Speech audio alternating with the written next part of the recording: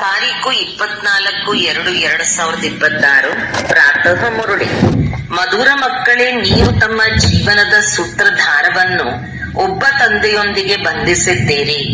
ನಿಮ್ಮ ಸಂಬಂಧವು ಒಬ್ಬ ತಂದೆಯೊಂದಿಗೆ ಇದೆ. ಒಬ್ಬರೊಂದಿಗೆ ಸಂಬಂಧವನ್ನು ನಿಭಾಯಿಸಬೇಕು. ಪ್ರಶ್ನೆ: ಸಂಗಮ ಯುಗದಲ್ಲಿ ಆತ್ಮವು ತನ್ನ ಬುದ್ಧಿಯ ದಾರವನ್ನು ಪರಮಾತ್ಮನ ಜೊತೆ ಜೋಡಿಸುತ್ತದೆ. ಅದರ ಪದ್ಧತಿಯು ಅಜ್ಞಾನದಲ್ಲಿ ಯಾವ ರೀತಿಯಿಂದ ನಡೆದು ಬರುತ್ತಿದೆ? ಉತ್ತರ: ವಿವಾಹದ ಸಮಯದಲ್ಲಿ ಸ್ತ್ರೀಯ ಸೆರಗನ್ನು ಪತಿಯ ಶಲ್ಯದ ಜೊತೆ ಗಂಟು ಹಾಕುತ್ತಾರೆ. ಜೀವನ ಪೂರ್ತಿ ಅವರ ಜೊತೆಗಾರ್ತಿಯಾಗಿಯೇ ಇರಬೇಕೆಂದು ಸ್ತ್ರೀ ತಿಳಿದುಕೊಳ್ಳುತ್ತಾಳೆ. ನೀವಂತೂ ಈಗ ತನ್ನ ಸೆರಗು ಅರ್ಥಾತ್ ದಾರವನ್ನು ತಂದೆಯ ಜೊತೆ ಜೋಡಿಸಿದ್ದೀರಿ. ನಿಮಗೆ ತಿಳಿದಿದೆ, ಅರ್ಧಕಲ್ಪಕ್ಕಾಗಿ ನಮ್ಮ ಪಾಲನೆಯು ತಂದೆಯ ಮೂಲಕವೇ ಆಗುವುದು. ಗೀತೆ: ಜೀವನದ ಬಂಧನವನ್ನು ನಿಮ್ಮೊಂದಿಗೆ ಬಂಧಿಸಿರುವೆನು. ಓಂ ಶಾಂತಿ. ನೋಡಿ, ಗೀತೆಯಲ್ಲಿ ಹೇಳುತ್ತಾರೆ, ಜೀವನದ ಬಂಧನವನ್ನು ನಿಮ್ಮೊಂದಿಗೆ ಬಂಧಿಸಿರುವೆನು ಎಂದು. ಹೇಗೆ ಯಾವುದೇ ಕನ್ಯೆಯು ತನ್ನ ಜೀವನದ ದಾರವನ್ನು ಪತಿಯ ಜೊತೆ ಬಂಧಿಸುತ್ತಾಳೆ, ಜೀವನ ಪರ್ಯಂತ ಅವರ ಜೊತೆಗಾರನಾಗಿ ಇರಬೇಕು, ಅವರೇ ಪಾಲನೆ ಮಾಡಬೇಕೆಂದು ತಿಳಿಯುತ್ತಾಳೆ. ಕನ್ಯೆಯು ಅವರ ಪಾಲನೆ ಮಾಡಬೇಕಂದಲ್ಲ, ಜೀವನ ಪರ್ಯಂತ ಅವರೇ ಪಾಲನೆ ಮಾಡಬೇಕಾಗಿದೆ. ನೀವು ಮಕ್ಕಳು ಸಹ ಜೀವನ ಬಂಧನವನ್ನು ಬಂಧಿಸಿದ್ದೀರಿ. ಬೇಹದ್ದಿನ ತಂದೆ ಎಂದಾದರೂ ಹೇಳಿ, ಶಿಕ್ಷಕ ಅಥವಾ ಗುರುವೆಂದಾದರೂ ಹೇಳಿ, ಈ ಆತ್ಮಗಳ ಜೀವನದ ಹಗ್ಗವು ಪರಮಾತ್ಮನ ಜೊತೆ ಬಂಧಿಸಬೇಕು. ಅದು ಸೀಮಿತವಾದ ಸ್ಥೂಲವಾದ ಮಾತು, ಇದು ಸೂಕ್ಷ್ಮವಾದ ಮಾತಾಗಿದೆ. ಕನ್ಯೆಯ ಜೀವನದ ಬಂಧನವನ್ನು ಪತಿಯ ಜೊತೆ ಬಂಧಿಸಲಾಗುತ್ತದೆ. ಕನ್ಯೆಯು ಅವರ ಮನೆಗೆ ಹೋಗುತ್ತಾಳೆ. ನೋಡಿ, ಪ್ರತಿಯೊಂದು ಮಾತನ್ನು ತಿಳಿದುಕೊಳ್ಳುವ ಬುದ್ಧಿ ಇರಬೇಕು. ಕಲಿಯುಗದಲ್ಲಿ ಎಲ್ಲರೂ ಆಸುರಿ ಮತದವರಿದ್ದಾರೆ. ನಿಮಗೆ ತಿಳಿದಿದೆ, ನಾವು ಜೀವನದ ಬಂಧನವನ್ನು ಒಬ್ಬರೊಂದಿಗೆ ಬಂಧಿಸಿದ್ದೇವೆ. ಎಲ್ಲಾ ಸಂಬಂಧವು ಒಬ್ಬರೊಂದಿಗೆ ಇದೆ. ಒಬ್ಬರೊಂದಿಗೆ ಸಂಬಂಧವನ್ನು ನಿಭಾಯಿಸಬೇಕು, ಏಕೆಂದರೆ ಅವರಿಂದ ನಮಗೆ ಬಹಳ ಒಳ್ಳೆಯ ಸುಖ ಸಿಗುತ್ತದೆ. ಅವರು ನಮ್ಮನ್ನು ಸ್ವರ್ಗಕ್ಕೆ ಮಾಲೀಕರನ್ನಾಗಿ ಮಾಡುತ್ತಾರೆ ಅಂದ ಮೇಲೆ ಅಂತಹ ತಂದೆಯ ಮತದಂತೆ ನಡೆಯಬೇಕು. ಇದು ಆತ್ಮಿಕ ಬಂಧನವಾಗಿದೆ. ಆತ್ಮವೇ ಶ್ರೀಮತವನ್ನು ಪಡೆದುಕೊಳ್ಳುತ್ತದೆ. ಆಸುರಿ ಮತವನ್ನು ಪಡೆದುಕೊಂಡಿದ್ದರಿಂದ ಕೆಳಗಿಳಿದಿದ್ದೀರಿ. ಈಗ ಆತ್ಮಿಕ ತಂದೆಯು ಶ್ರೀಮತದಂತೆ ನಡೆಯಬೇಕು. ಈಗ ಆತ್ಮೀಯ ತಂದೆಯ ಶ್ರೀಮತದಂತೆ ನಡೆಯಬೇಕು. ಮಕ್ಕಳು ತಿಳಿದುಕೊಂಡಿದ್ದೀರಿ, ನಾವು ನಮ್ಮ ಆತ್ಮದ ಬಂಧನವನ್ನು ಪರಮಾತ್ಮನೊಂದಿಗೆ ಬಂಧಿಸುತ್ತೇವೆ. ಆದ್ದರಿಂದ ನಮಗೆ ಅವರಿಂದ 21 ಜನ್ಮಗಳ ಸುಖದ ಆಸ್ತಿಯು ಸಿಗುತ್ತದೆ. ಆ ಅಲ್ಪಕಾಲದ ಜೀವನ ಬಂಧನದಿಂದ ಕೆಳಗಿಳಿಯುತ್ತಾ ಬಂದಿದ್ದೀರಿ. ಇದು 21 ಜನ್ಮಗಳಿಗೆ ಗ್ಯಾರಂಟಿ ಇದೆ. ನಿಮ್ಮ ಸಂಪಾದನೆ ಎಷ್ಟು ಬಲಶಾಲಿಯಾಗಿದೆ, ಇದರಲ್ಲಿ ಹುಡುಗಾಟಿಕೆ ಮಾಡಬಾರದು. ಮಾಯೆಯು ಬಹಳ ತಪ್ಪುಗಳನ್ನು ಮಾಡಿಸುತ್ತದೆ. ಈ ಲಕ್ಷ್ಮೀನಾರಾಯಣರು ಖಂಡಿತವಾಗಿಯೂ ಯಾರೊಂದಿಗೂ ಜೀವನದ ಬಂಧನವನ್ನು ಜೋಡಿಸಿದರು. ಅವರಿಂದ 21 ಜನ್ಮಗಳ ಆಸ್ತಿಯು ಸಿಕ್ಕಿತು. ಪರಮಾತ್ಮನೊಂದಿಗೆ ನೀವಾತ್ಮರ ಜೀವನದ ಬಂಧನವನ್ನು ಕಲ್ಪಕಲ್ಪವೂ ಬಂಧಿಸಲಾಗುತ್ತದೆ. ಇದಕ್ಕೆ ಲೆಕ್ಕವೇ ಇಲ್ಲ. ಬುದ್ಧಿಯಲ್ಲಿ ಕುಳಿತುಕೊಳ್ಳುತ್ತದೆ, ನಾವು ಶಿವತಂದೆಯ ಮಕ್ಕಳಾಗಿದ್ದೇವೆ. ಅವರೊಂದಿಗೆ ಜೀವನ ಬಂಧನವು ಬಂಧಿಸಲ್ಪಟ್ಟಿದೆ. ಪ್ರತಿಯೊಂದು ಮಾತನ್ನು ತಂದೆಯು ತಿಳಿಸುತ್ತಾರೆ, ನೀವು ತಿಳಿದುಕೊಂಡಿದ್ದೀರಿ. ಕಲ್ಪಕಲ್ಪವು ನಮ್ಮ ಸಂಬಂಧವು ತಂದೆಯೊಂದಿಗಿತ್ತು. ಈಗ ಶಿವಜಯಂತಿಯನ್ನು ಆಚರಿಸುತ್ತಾರೆ, ಆದರೆ ಯಾರದನ್ನು ಆಚರಿಸುತ್ತೇವೆ ಎಂಬುದು ತಿಳಿದಿಲ್ಲ. ಶಿವತಂದೆ ಯಾರು ಪತೀತ ಪಾವನ ಆಗಿದ್ದಾರೆ, ಅವರು ಖಂಡಿತ ಸಂಗಮ ಯುಗದಲ್ಲಿಯೇ ಬರುವರು. ಇದನ್ನು ನೀವು ತಿಳಿದುಕೊಂಡಿದ್ದೀರಿ. ಪ್ರಪಂಚದವರಿಗೆ ತಿಳಿದಿಲ್ಲ. ಆದ್ದರಿಂದ ಕೋಟಿಯಲ್ಲಿ ಕೆಲವರು ಎಂದು ಗಾಯನವಿದೆ. ಆದಿ ಸನಾತನ ದೇವಿ ದೇವತಾ ಧರ್ಮವು ಪ್ರಾಯಲೋಪವಾಗಿ ಬಿಟ್ಟಿದೆ. ಮತ್ತೆಲ್ಲ ಶಾಸ್ತ್ರ, ಕಥೆ ಮೊದಲಾದವುಗಳಿವೆ. ಈ ಮೂಲ ಧರ್ಮವೇ ಇಲ್ಲ ಅಂದ ಮೇಲೆ ಹೇಗೆ ತಿಳಿದುಕೊಳ್ಳುವುದು? ಈಗ ನೀವು ಜೀವನ ಬಂಧನವನ್ನು ಬಂಧಿಸುತ್ತಿದ್ದೀರಿ. ಪರಮಾತ್ಮನ ಜೊತೆ ಆತ್ಮಗಳ ಅನುಬಂಧವೇರ್ಪಟ್ಟಿದೆ. ಇದರಲ್ಲಿ ಶರೀರದ ಯಾವುದೇ ಮಾತಿಲ್ಲ. ಬಲೆ ಮನೆಯಲ್ಲಿಯೇ ಕುಳಿತಿರಿ, ಕೇವಲ ಬುದ್ಧಿಯಿಂದ ನೆನಪು ಮಾಡಬೇಕು. ನೀವಾತ್ಮರ ಜೀವನ ಬಂಧನವು ಬಂಧಿಸಲ್ಪಟ್ಟಿದೆ. ಹೇಗೆ ಸರಗನ್ನು ಬಂಧಿಸುತ್ತಾರಲ್ಲವೇ, ಅದು ಸ್ಥೂಲವಾದ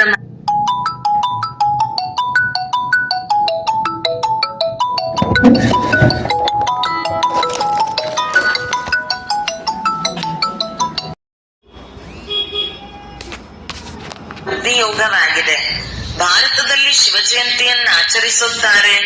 ಆದರೆ ಅವರು ಯಾವಾಗ ಬಂದಿದ್ದರು ಎಂಬುದು ಯಾರಿಗೂ ತಿಳಿದಿಲ್ಲ. ಕೃಷ್ಣ ಜಯಂತಿ ಯಾವಾಗ, ರಾಮನ ಜಯಂತಿಯು ಯಾವಾಗ ಆಗುತ್ತದೆ ಎಂಬುದನ್ನು ತಿಳಿದುಕೊಂಡಿಲ್ಲ.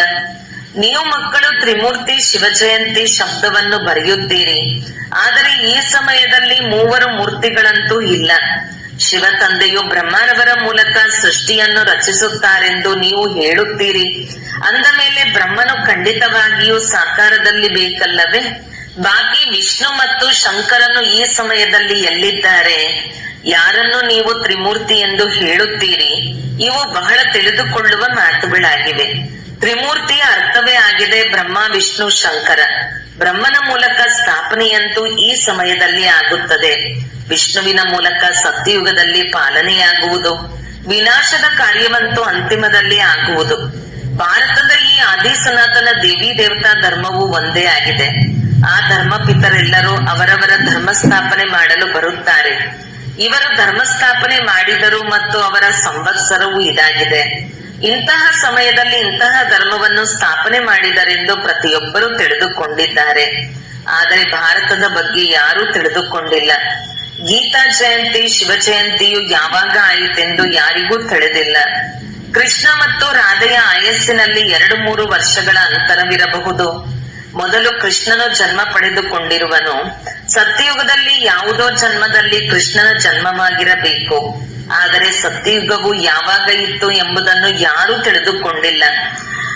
ನಿಮಗೂ ಸಹ ತಿಳಿದುಕೊಳ್ಳುವುದರಲ್ಲಿ ಬಹಳ ವರ್ಷಗಳು ಹಿಡಿಸಿವೆ. 2 ದಿನಗಳಲ್ಲಿ ಎಷ್ಟೆಂದು ತಿಳಿದುಕೊಳ್ಳುತ್ತಾರೆ? ತಂದೆಯಂತೂ ಬಹಳ ಸಹಜವಾಗಿ ತಿಳಿಸುತ್ತಾರೆ. ಅವರು ಬೇಹದ್ದಿನ ತಂದೆಯಾಗಿದ್ದಾರೆ. ಅವಶ್ಯಕವಾಗಿ ಅವರಿಂದ ಎಲ್ಲರಿಗೆ ಆಸ್ತಿ ಸಿಗಬೇಕಲ್ಲವೇ? ಓ ಗಾಡ್ ಫಾದರ್ ಎಂದು ಹೇಳಿ ನೆನಪು ಮಾಡುತ್ತಾರೆ. ಲಕ್ಷ್ಮೀನಾರಾಯಣರ ಮಂದಿರವಿದೆ. ಇವರು ಸ್ವರ್ಗದಲ್ಲಿ ರಾಜ್ಯ ಮಾಡುತ್ತಿದ್ದರು. ಆದರೆ ಅವರಿಗೆ ಈ ಆಸ್ತಿಯನ್ನು ಯಾರು ಕೊಟ್ಟರು? ಅವಶ್ಯಕವಾಗಿ ಸ್ವರ್ಗದ ರಚಯಿತನೇ ಕೊಟ್ಟಿರುವರು. ಆದರೆ ಯಾವಾಗ, ಹೇಗೆ ಕೊಟ್ಟರು ಎಂಬುದನ್ನು ಯಾರು ತಿಳಿದುಕೊಂಡಿಲ್ಲ. ನೀವು ಮಕ್ಕಳು ತಿಳಿದುಕೊಂಡಿದ್ದೀರಿ. ಸತ್ಯಯುಗವಿದ್ದಾಗ ಮತ್ಯಾವುದೇ ಧರ್ಮವಿರಲಿಲ್ಲ. ಸತ್ಯಯುಗದಲ್ಲಿ ನಾವು ಪವಿತ್ರರಾಗಿದ್ದೆವು, ಕಲಿಯುಗದಲ್ಲಿ ಪತೀತರಾಗಿದ್ದೇವೆ. ಅಂದ ಮೇಲೆ ಸಂಗಮದಲ್ಲಿ ಜ್ಞಾನವನ್ನು ಕೊಟ್ಟಿರಬೇಕು. ಸತ್ಯಯುಗದಲ್ಲ, ಅಲ್ಲಂತೂ ಪ್ರಾರಬ್ಧವಿರುತ್ತದೆ.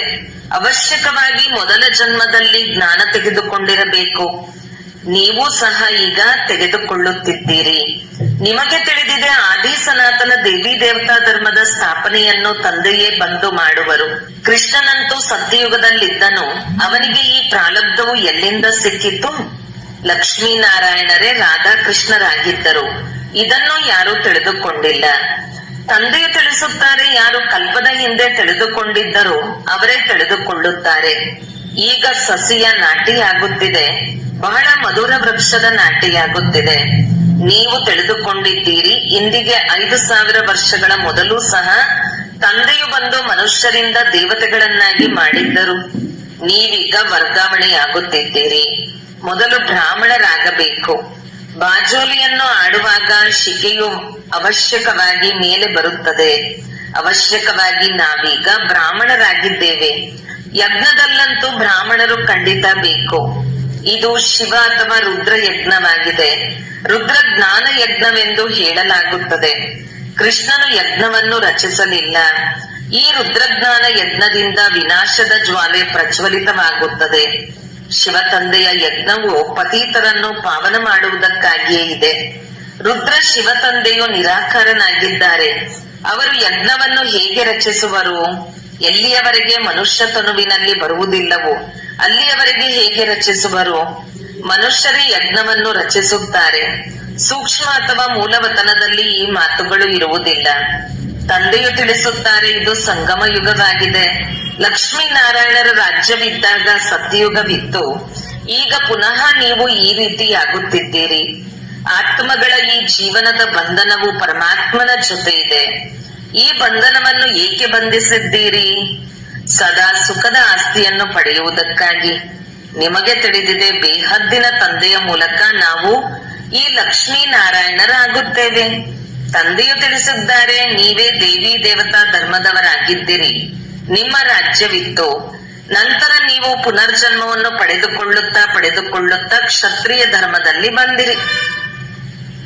ಸೂರ್ಯವಂಶಿ ರಾಜ್ಯವು ಹೊರಟು ಹೋಯಿತು, ಚಂದ್ರವಂಶೀಯರು ಬಂದರು. ನಿಮಗೆ ತಿಳಿದಿದೆ ನಾವು ಹೇಗೆ ಚಕ್ರವನ್ನು ಸುತ್ತುತ್ತೇವೆ. ಇಷ್ಟಿಷ್ಟು ಜನ್ಮಗಳನ್ನು ಪಡೆದುಕೊಂಡೆವು. ಭಗವಾನ್ ವಾಚ, ಹೇ ಮಕ್ಕಳೇ, ನೀವು ಈ ಜನ್ಮಗಳನ್ನು ತಿಳಿದಿಲ್ಲ, ನಾನು ಅರಿತಿದ್ದೇನೆ. ಈಗ ಈ ಸಮಯದಲ್ಲಿ ಈ ತನುವಿನಲ್ಲಿ, ಬ್ರಹ್ಮರವರ ತನುವಿನಲ್ಲಿ 2 ಮೂರ್ತಿಗಳಿವೆ, ಬ್ರಹ್ಮನ ಆತ್ಮ ಮತ್ತು ಶಿವ ಪರಮಾತ್ಮ. ಈ ಸಮಯದಲ್ಲಿ ಇಬ್ಬರು ಮೂರ್ತಿಗಳು ಒಟ್ಟಿಗೆ ಇದ್ದಾರೆ, ಬ್ರಹ್ಮ ಮತ್ತು ಶಿವ. ಶಂಕರನಂತೂ ಎಂದು ಪಾತ್ರದಲ್ಲಿ ಬರುವುದಿಲ್ಲ, ಬಾಕಿ ವಿಷ್ಣು ಸತ್ಯಯುಗದಲ್ಲಿರುತ್ತಾರೆ. ಈಗ ನೀವು ಬ್ರಾಹ್ಮಣರೇ ದೇವತೆಗಳಾಗುತ್ತೀರಿ. ವಾಸ್ತವದಲ್ಲಿ ಹಂಸೋ ಸೋಹಂನ ಅರ್ಥವು ಇದಾಗಿದೆ. ಆದರೆ ಇದನ್ನು ಅವರು ಆತ್ಮಸೋ ಪರಮಾತ್ಮ, ಪರಮಾತ್ಮಸೋ ಆತ್ಮನೆಂದು ಹೇಳಿಬಿಟ್ಟಿದ್ದಾರೆ. ಎಷ್ಟೊಂದು ಅಂತರವಿದೆ. ರಾವಣನು ಬರುತ್ತಿದ್ದಂತೆಯೇ ರಾವಣನ ಮತವು ಆರಂಭವಾಯಿತು. ಸತ್ಯಯುಗದಲ್ಲಿ ಈ ಜ್ಞಾನವೇ ಪ್ರಾಯಲೋಪವಾಗಿ ಬಿಡುವುದು. ಇದೆಲ್ಲವೂ ಡ್ರಾಮಾದಲ್ಲಿ ನಿಗದಿಯಾಗಿದೆ ಅಲ್ಲವೇ? ಆಗಲೇ ತಂದೆಯು ಬಂದು ಸ್ಥಾಪನೆ ಮಾಡುವರು. ಈಗ ಸಂಗಮ ಯುಗವಾಗಿದೆ. ತಂದೆಯು ತಿಳಿಸುತ್ತಾರೆ, ನಾನು ಕಲ್ಪಕಲ್ಪವು ಕಲ್ಪದ ಸಂಗಮ ಯುಗದಲ್ಲಿ ಬಂದು ನಿಮ್ಮನ್ನು ಮನುಷ್ಯರಿಂದ ದೇವತೆಗಳನ್ನಾಗಿ ಮಾಡುತ್ತೇನೆ. ಜ್ಞಾನ ಯಜ್ಞವನ್ನು ರಚಿಸುತ್ತೇನೆ. ಉಳಿದಂತೆ ಏನೆಲ್ಲವೂ ಇದೆಯೋ ಈ ಯಜ್ಞದಲ್ಲೇ ಸ್ವಾಹ ಆಗಿ ಬಿಡುವುದು. ಈ ವಿನಾಶ ಜ್ವಾಲೆಯು ಈ ಯಜ್ಞದಿಂದಲೇ ಪ್ರಜ್ವಲಿತವಾಗುವುದು. ಪತೀತ ಪ್ರಪಂಚದ ವಿನಾಶವಾಗುವುದು. ಇಲ್ಲದಿದ್ದರೆ ಪಾವನ ಪ್ರಪಂಚವು ಹೇಗಾಗುತ್ತದೆ? ಪತೀತ ಪಾವನ ಬನ್ನಿ ಎಂದು ನೀವು ಹೇಳುತ್ತೀರಿ ಅಂದ ಮೇಲೆ ಪತೀತ ಪ್ರಪಂಚ ಪಾವನ ಪ್ರಪಂಚ ಒಟ್ಟಿಗೆ ಇರುವುದೇ? ಪತೀತ ಪ್ರಪಂಚದ ವಿನಾಶವಾಗುವುದು. ಇದರಲ್ಲಿ ಖುಷಿಯಾಗಬೇಕು. ಕಲ್ಪದ ಹಿಂದೆಯೂ ಮಹಾಭಾರತ ಯುದ್ಧವಾಗಿತ್ತು. ಇದರಿಂದ ಸ್ವರ್ಗದ ಬಾಗಿಲು ತೆರೆಯಿತು. ಹೇಳುತ್ತಾರೆ ಇದು ಅದೇ ಮಹಾಭಾರತ ಯುದ್ಧವಾಗಿದೆ ಎಂದು. ಇದು ಒಳ್ಳೆಯದೇ ಆಗಿದೆ. ಪತೀತ ಪ್ರಪಂಚವು ಸಮಾಪ್ತಿಯಾಗುವುದು. ಶಾಂತಿಗಾಗಿ ತಲೆ ಕೆಡಿಸಿಕೊಳ್ಳುವ ಅವಶ್ಯಕತೆ ಏನಿದೆ? ಈಗ ನಿಮಗೆ ಯಾವ 3ನೇ ನೇತ್ರವು ಸಿಕ್ಕಿದೆ, ಅದು ಯಾರಿಗೂ ಇಲ್ಲ. ನಾವು ಬೇಹದ್ದಿನ ತಂದೆಯಿಂದ ಪುನಃ ಆಸ್ತಿಯನ್ನು ಪಡೆದುಕೊಳ್ಳುತ್ತಿದ್ದೇವೆ ಎಂದು ನೀವು ಮಕ್ಕಳಿಗೆ ಖುಷಿಯಾಗಬೇಕು. ಬಾಬಾ, ನಾವು ಅನೇಕ ಬಾರಿ ತಮ್ಮಿಂದ ಆಸ್ತಿಯನ್ನು ಪಡೆದುಕೊಂಡಿದ್ದೇವೆ. ರಾವಣನು ಶಾಪ ಕೊಟ್ಟನು. ಈ ಮಾತುಗಳನ್ನು ನೆನಪು ಮಾಡಿಕೊಳ್ಳುವುದು ಸಹಜವಾಗಿದೆ. ಉಳಿದೆಲ್ಲವೂ ದಂತಕಥೆಗಳಾಗಿವೆ. ನಿಮ್ಮನ್ನು ಇಷ್ಟು ಸಾಹುಕಾರನನ್ನಾಗಿ ಮಾಡಿದೆನು, ಮತ್ತೆ ಏಕೆ ಬಡವರಾದಿರಿ? ಇದೆಲ್ಲವೂ ಡ್ರಾಮಾದಲ್ಲಿ ನಿಗದಿಯಾಗಿದೆ. ಜ್ಞಾನ, ಭಕ್ತಿ, ವೈರಾಗ್ಯವೆಂದು ಗಾಯನವಿದೆ. ಯಾವಾಗ ಜ್ಞಾನವು ಸಿಗುವುದೋ ಆಗ ಭಕ್ತಿಯೊಂದಿಗೆ ವೈರಾಗ್ಯ ಬರುತ್ತದೆ. ನಿಮಗೆ ಜ್ಞಾನ ಸಿಕ್ಕಿತು, ಆಗ ಭಕ್ತಿಯೊಂದಿಗೆ ವೈರಾಗ್ಯ ಉಂಟಾಯಿತು. ಇಡೀ ಹಳೆಯ ಪ್ರಪಂಚದೊಂದಿಗೆ ವೈರಾಗ್ಯ ಇದಂತೂ ಸ್ಮಶಾನವಾಗಿದೆ. 84 ಜನ್ಮಗಳ ಚಕ್ರವನ್ನು ಸುತ್ತಿದ್ದೀರಿ. ಈಗ ಮನೆಗೆ ಹೋಗಬೇಕು. ನನ್ನನ್ನು ನೆನಪು ಮಾಡಿದರೆ ನನ್ನ ಬಳಿ ಬಂದು ಬಿಡುತ್ತೀರಿ. ವಿಕರ್ಮಗಳು ವಿನಾಶವಾಗುತ್ತವೆ. ಮತ್ಯಾವುದೇ ಉಪಾಯವಿಲ್ಲ. ಯೋಗಾಗ್ನಿಯಿಂದಲೇ ಪಾಪವು ಭಸ್ಮವಾಗುತ್ತದೆ. ಗಂಗಾ ಸ್ನಾನದಿಂದ ಆಗುವುದಿಲ್ಲ. ತಂದೆಯು ತಿಳಿಸುತ್ತಾರೆ, ಮಾಯೆಯು ನಿಮ್ಮನ್ನು ಮೂರ್ಖರನ್ನಾಗಿ ಮಾಡಿಬಿಟ್ಟಿದೆ. ಏಪ್ರಿಲ್ ಫೂಲ್ ಎಂದು ಹೇಳುತ್ತಾರಲ್ಲವೇ? ಈಗ ನಾನು ನಿಮ್ಮನ್ನು ಲಕ್ಷ್ಮೀನಾರಾಯಣರ ರೀತಿ ಮಾಡಲು ಬಂದಿದ್ದೇನೆ. ಚಿತ್ರಗಳಂತೂ ಬಹಳ ಚೆನ್ನಾಗಿದೆ. ಇಂದು ನಾವು ಹೇಗಿದ್ದೇವೆ, ನಾಳೆ ಏನಾಗುತ್ತೇವೆ. ಆದರೆ ಮಾಯೆಯು ಕಡಿಮೆ ಇಲ್ಲ. ಮಾಯೆಯು ತಂದೆಯೊಂದಿಗೆ ಅನುಬಂಧ ಇರುವುದಕ್ಕೆ ಬಿಡುವುದಿಲ್ಲ. ಎಳೆದಾಟವಾಗುತ್ತದೆ. ನಾವು ತಂದೆಯನ್ನು ನೆನಪು ಮಾಡುತ್ತೇವೆ, ಮತ್ತೇನಾಗುತ್ತದೆಯೋ ಗೊತ್ತಿಲ್ಲ. ಮರೆತು ಹೋಗುತ್ತೇವೆ. ಇದರಲ್ಲಿ ಪರಿಶ್ರಮವಿದೆ. ಆದ್ದರಿಂದ ಭಾರತದ ಪ್ರಾಚೀನ ಯೋಗವು ಪ್ರಸಿದ್ಧವಾಗಿದೆ. ಅವರಿಗೆ ಆಸ್ತಿಯನ್ನು ಯಾರು ಕೊಟ್ಟರೆಂಬುದು ಯಾರಿಗೂ ತಿಳಿದಿಲ್ಲ. ತಂದೆಯು ತಿಳಿಸುತ್ತಾರೆ, ಮಕ್ಕಳೇ, ನಾನು ನಿಮಗೆ ಪುನಃ ಆಸ್ತಿಯನ್ನು ಕೊಡಲು ಬಂದಿದ್ದೇನೆ. ಇದಂತೂ ತಂದೆಯ ಕರ್ತವ್ಯವಾಗಿದೆ. ಈ ಸಮಯದಲ್ಲಿ ಎಲ್ಲರೂ ನರಕವಾಸಿಗಳಾಗಿದ್ದಾರೆ. ನೀವು ಖುಷಿಯಾಗುತ್ತಿದ್ದೀರಿ. ಇಲ್ಲಿ ಯಾರಾದರೂ ಬಂದು ತಿಳಿದುಕೊಳ್ಳುತ್ತಾರೆಂದರೆ ಖುಷಿಯಾಗುತ್ತದೆ. ಇದು ಖಂಡಿತ ಸತ್ಯವಾಗಿದೆ. 84 ಜನ್ಮಗಳ ಲೆಕ್ಕವಿದೆ. ತಂದೆಯಿಂದ ಆಸ್ತಿಯನ್ನು ಪಡೆದುಕೊಳ್ಳಬೇಕೆಂದು ತಿಳಿಯುತ್ತಾರೆ. ತಂದೆಗೆ ಗೊತ್ತಿದೆ ನೀವು ಅರ್ಧಕಲ್ಪ ಭಕ್ತಿ ಮಾಡಿ ದಣಿದಿದ್ದೀರಿ. ಮಧುರ ಮಕ್ಕಳೇ, ತಂದೆಯು ನಿಮ್ಮ ದಣಿವೆಲ್ಲವನ್ನು ದೂರ ಮಾಡುತ್ತಾರೆ. ಈಗ ಭಕ್ತಿಯ ಅಂಧಕಾರ ಮಾರ್ಗವು ಮುಕ್ತಾಯವಾಗುತ್ತದೆ. ಈ ದುಃಖಧಾಮವೆಲ್ಲಿ, ಆ ಸುಖಧಾಮವೆಲ್ಲಿ? ನಾನು ದುಃಖಧಾಮವನ್ನು ಸುಖಧಾಮವನ್ನಾಗಿ ಮಾಡಲು ಕಲ್ಪದ ಸಂಗಮ ಯುಗದಲ್ಲಿ ಬರುತ್ತೇನೆ. ತಂದೆಯ ಪರಿಚಯವನ್ನು ಕೊಡಬೇಕು. ತಂದೆಯು ಬೇಹದ್ದಿನ ಆಸ್ತಿಯನ್ನು ಕೊಡುವವರಾಗಿದ್ದಾರೆ. ಒಬ್ಬ ತಂದೆಯದೇ ಮಹಿಮೆ ಇದೆ. ಶಿವ ತಂದೆ ಇಲ್ಲದಿದ್ದರೆ ನಿಮ್ಮನ್ನು ಯಾರು ಪಾವನ ಮಾಡುವರು? ಡ್ರಾಮಾದಲ್ಲಿ ಎಲ್ಲವೂ ನಿಗದಿಯಾಗಿದೆ. ಹೇ ಪತೀತ ಪಾವನ, ಬನ್ನಿ ಎಂದು ಕಲ್ಪ ಕಲ್ಪವೂ ನೀವು ನನ್ನನ್ನು ಕರೆಯುತ್ತೀರಿ. ಶಿವ ಜಯಂತಿ ಇದೆ. ಬ್ರಹ್ಮನು ಸ್ವರ್ಗದ ಸ್ಥಾಪನೆ ಮಾಡಿದರೆಂದು ಹೇಳುತ್ತಾರೆ. ಅಂದ ಮೇಲೆ ಶಿವನು ಏನು ಮಾಡಿದರು? ಯಾವ ಕಾರಣ ಶಿವ ಜಯಂತಿಯನ್ನು ಆಚರಿಸುತ್ತಾರೆ? ಏನನ್ನೂ ತಿಳಿದುಕೊಂಡಿಲ್ಲ. ನಿಮ್ಮ ಬುದ್ಧಿಯಲ್ಲಿ ಒಮ್ಮೆಲೆ ಜ್ಞಾನವು ಕುಳಿತುಕೊಂಡು ಬಿಡಬೇಕು. ಜೀವನ ಬಂಧನವನ್ನು ಒಬ್ಬ ತಂದೆಯೊಂದಿಗೆ ಬಂಧಿಸಿದ್ದೀರಿ ಅಂದ ಮೇಲೆ ಮತ್ಯಾರ ಜೊತೆಯಲ್ಲಿಯೂ ಬಂಧಿಸಬೇಡಿ. ಇಲ್ಲವಾದರೆ ಕೆಳಗೆ ಬೀಳುತ್ತೀರಿ. ಪಾರಲೌಕಿಕ ತಂದೆಯು ಬಹಳ ಸಾಧಾರಣವಾಗಿದ್ದಾರೆ. ಯಾವುದೇ ಆಡಂಬರವಿಲ್ಲ. ಆ ತಂದೆಯರಂತೂ ಮೋಟರುಗಳಲ್ಲಿ, ವಿಮಾನಗಳಲ್ಲಿ ಸುತ್ತಾಡುತ್ತಾರೆ. ಈ ಬೇಹದ್ದಿನ ತಂದೆಯು ತಿಳಿಸುತ್ತಾರೆ, ನಾನು ಪತೀತ ಪ್ರಪಂಚ, ಪತೀತ ಶರೀರದಲ್ಲಿ ಮಕ್ಕಳ ಸೇವೆ ಮಾಡಲು ಬಂದಿದ್ದೇನೆ. ಹೇ ಅವಿನಾಶಿ ಸರ್ಜನ್, ಬನ್ನಿ, ಬಂದು ನಮಗೆ ಇಂಜೆಕ್ಷನ್ ಕೊಡಿ ಎಂದು ಕರೆದಿದ್ದೀರಿ. ಈಗ ಇಂಜೆಕ್ಷನ್ ಕೊಡುತ್ತಿದ್ದಾರೆ. ಈಗ ತಂದೆಯು ತಿಳಿಸುತ್ತಾರೆ, ನನ್ನೊಂದಿಗೆ ಬುದ್ಧಿ ಯೋಗವನ್ನಿಡಿ, ಆಗ ನಿಮ್ಮ ಪಾಪಗಳು ಭಸ್ಮವಾಗುತ್ತದೆ. ತಂದೆಯು 63 ಜನ್ಮಗಳ ದುಃಖಹರ್ತ, 21 ಜನ್ಮಗಳ ಸುಖಕರ್ತನಾಗಿದ್ದಾರೆ. ಒಳ್ಳೆಯದು.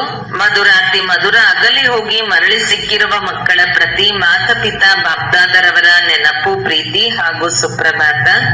ಆತ್ಮೀಯ ಮಕ್ಕಳಿಗೆ ಆತ್ಮೀಯ ತಂದೆಯ ಧಾರಣೆಗಾಗಿ ಮುಖ್ಯ ಸಾರ. 1. ತಮ್ಮ ಬುದ್ಧಿಯ ಆತ್ಮಿಕ ಸೂತ್ರಧಾರವನ್ನು ಒಬ್ಬ ತಂದೆಯೊಂದಿಗೆ ಬಂಧಿಸಬೇಕು. ಒಬ್ಬರ ಶ್ರೀಮತಕ್ಕನುಸಾರವೇ ನಡೆಯಬೇಕು. 2. ನಾವು ಬಹಳ ಮಧುರ ವೃಕ್ಷದ ನಾಟಿ ಮಾಡುತ್ತಿದ್ದೇವೆ. ಆದ್ದರಿಂದ ಸ್ವಯಂವನ್ನು ಬಹಳ ಬಹಳ ಮಧುರ ಮಾಡಿಕೊಳ್ಳಬೇಕು. ನೆನಪಿನ ಯಾತ್ರೆಯಲ್ಲಿ ತತ್ಪರರಾಗಿದ್ದು ವಿಕರ್ಮ ವಿನಾಶ ಮಾಡಿಕೊಳ್ಳಬೇಕು. ವರದಾನ: ಮನನ ಶಕ್ತಿಯ ಮೂಲಕ ಪ್ರತಿಯೊಂದು ಜ್ಞಾನ ಬಿಂದುಗಳ ಅನುಭವಿ ಆಗುವಂತಹ ಸದಾ ಶಕ್ತಿಶಾಲಿ, ಮಾಯಾ ಮುಕ್ತ, ವಿಘ್ನ ಮುಕ್ತ ಭವ. ಹೇಗೆ ಶರೀರದ ಶಕ್ತಿಗಾಗಿ ಪಚನ ಕ್ರಿಯೆ ಅಥವಾ ಜೀರ್ಣಿಸಿಕೊಳ್ಳುವ ಶಕ್ತಿಯು ಅವಶ್ಯಕತೆ ಇದೆಯೋ, ಹಾಗೆಯೇ ಆತ್ಮವನ್ನು ಶಕ್ತಿಶಾಲಿಯನ್ನಾಗಿ ಮಾಡಿಕೊಳ್ಳುವುದಕ್ಕಾಗಿ ಮನನ ಶಕ್ತಿ ಇರಬೇಕು. ಮನನ ಶಕ್ತಿಯ ಮೂಲಕ ಅನುಭವ ಸ್ವರೂಪರಾಗುವುದು ಇದೇ ಅತಿ ಶ್ರೇಷ್ಠಕ್ಕಿಂತಲೂ ಶ್ರೇಷ್ಠವಾದ ಶಕ್ತಿಯಾಗಿದೆ. ಇಂತಹ ಅನುಭವಿಗಳೆಂದಿಗೂ ಮೋಸ ಹೋಗಲು ಸಾಧ್ಯವಿಲ್ಲ. ಹೇಳಿಕೆ ಕೇಳಿಕೆ ಮಾತುಗಳಲ್ಲಿ ವಿಚಲಿತರಾಗಲು ಸಾಧ್ಯವಿಲ್ಲ. ಅನುಭವಿಗಳು ಸದಾ ಸಂಪನ್ನರಾಗಿ ಇರುತ್ತಾರೆ. ಅವರು ಸದಾ ಶಕ್ತಿಶಾಲಿ, ಮಾಯಾಮುಕ್ತ, ವಿಘ್ನ ಮುಕ್ತರು ಆಗಿಬಿಡುತ್ತಾರೆ. ಸ್ಲೋಗನ್: ಖುಷಿಯ ಖಜಾನೆಯು ಸದಾ ಜೊತೆ ಇರಲಿ. ಇದರಿಂದ ಉಳಿದೆಲ್ಲ ಖಜಾನೆಗಳು ಸ್ವತಃವಾಗಿಯೇ ಬಂದು ಬಿಡುತ್ತದೆ. ಅವ್ಯಕ್ತ ಸೂಚನೆ: ಏಕತೆ ಮತ್ತು ವಿಶ್ವಾಸದ ಗುಣಲಕ್ಷಣಗಳ ಮೂಲಕ ಸಫಲತಾ ಸಂಪನ್ನರು ಆಗಿರಿ. ಸಫಲತಾ ಸಂಪನ್ನರಾಗಲು ಸಾಧಾರಣ ಕಾರ್ಯದಲ್ಲಿರುತ್ತಾ ಫರಿಷ್ಠೆಗಳ ನಡೆ ಮತ್ತು ಸ್ಥಿತಿ ಇರಲಿ. ಈ ರೀತಿ ಹೇಳಬೇಡಿ, ಏನು ಮಾಡುವುದು, ಮಾತೇ ಹೀಗಿತ್ತು, ಕೆಲಸವೇ ಹೀಗಿತ್ತು, ಸಂದರ್ಭವೇ ಹೀಗಿತ್ತು, ಸಮಸ್ಯೆ ಹೀಗಿತ್ತು, ಅದಕ್ಕೆ ಸಾಧಾರಣತೆ ಬಂತು. ಯಾವುದೇ ಸಮಯ, ಯಾವುದೇ ಪರಿಸ್ಥಿತಿಯಲ್ಲಿಯೂ ನಿಮ್ಮ ಅಲೌಕಿಕ ಸ್ವರೂಪ ಪ್ರತಿಯೊಬ್ಬರಿಗೂ ಅನುಭವವಾಗಲಿ. ಹೇಗೆ ಮಾತು ಹಾಗೆ ನಿಮ್ಮ ಸ್ವರೂಪವನ್ನು ಮಾಡಬೇಡಿರಿ. ಮಾತುಗಳು ನಿಮ್ಮನ್ನು ಬದಲಾಯಿಸಬಾರದು. ಆಗ ಎಲ್ಲರ ಸಮೀಪ ಬರುವಿರಿ ಮತ್ತು ಏಕತೆಯ ಸಂಘಟನೆಯ ಶಕ್ತಿಶಾಲಿಯಾಗುವುದು. ಓಂ ಶಾಂತಿ.